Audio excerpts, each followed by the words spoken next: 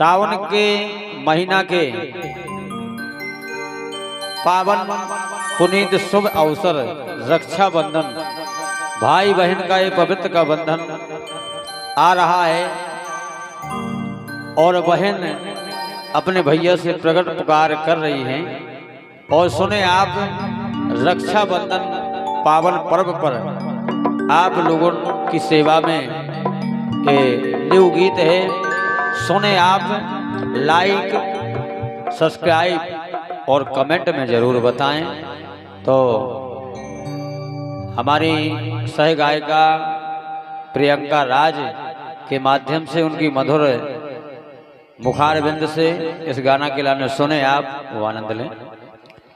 तो लीजिए, एक दुखहारी बहन अपने भैया के पास आई और भैया से विनय कर रही, क्या कह रही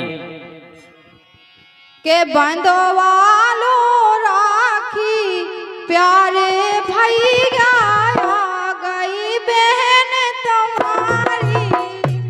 बंधवालो राखी प्यारे भैया आ गई बहन तुम्हारी। बंधवालो राखी प्यारे भैया आ गई बहन तुम्हारी। बंधवालो राखी प्यारे भैया आ गई बहन तुम्हारी। बंधवालो राखी प्यारे भैया आ गई बहन तुम्हारी।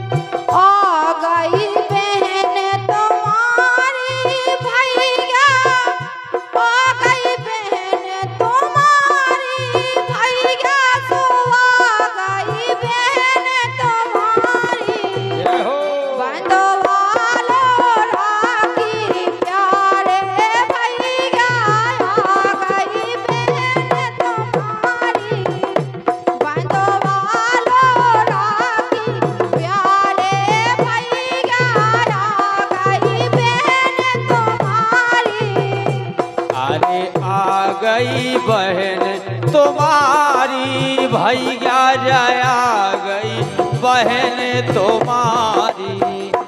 बंधवालो राखी प्यारे भैया आ गई बहन तुम्हारी। बंधवालो राखी प्यारे भैया आ गई बहन तुम्हारी।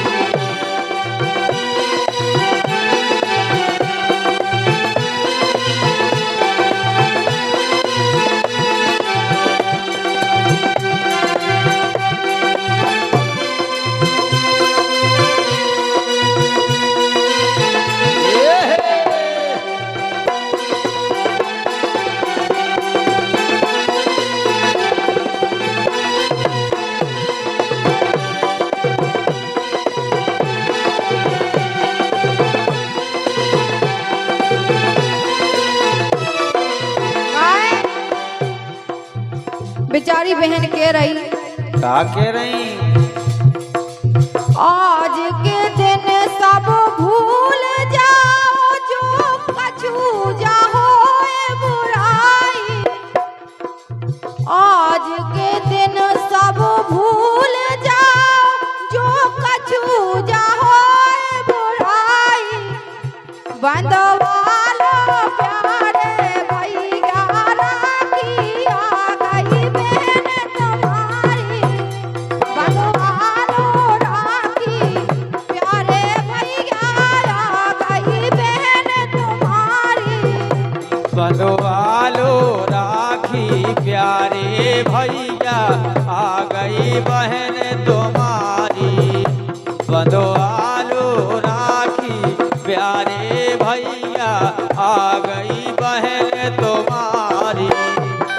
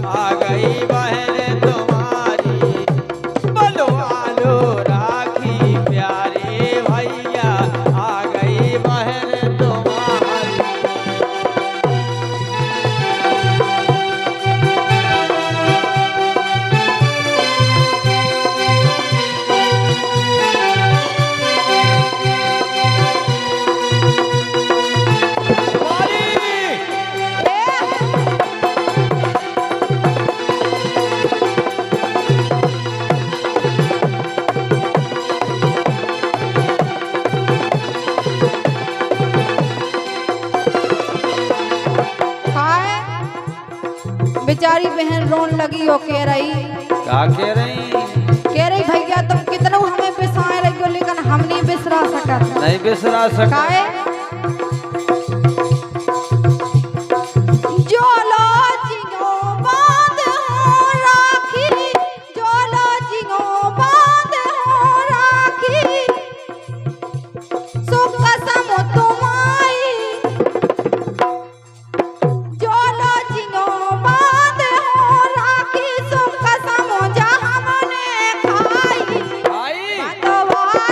प्यारे भैया राखी